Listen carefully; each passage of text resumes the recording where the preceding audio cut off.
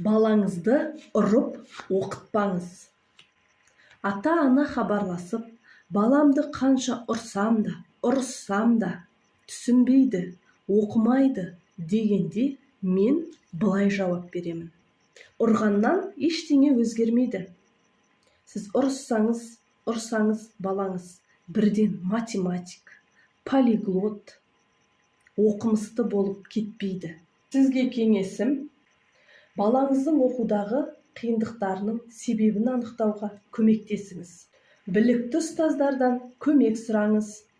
Балаңыздың сабақ оқуына тиімді орта қалыптастырыңыз. Балаңызға сенім артыңыз, оны жазаламаңыз.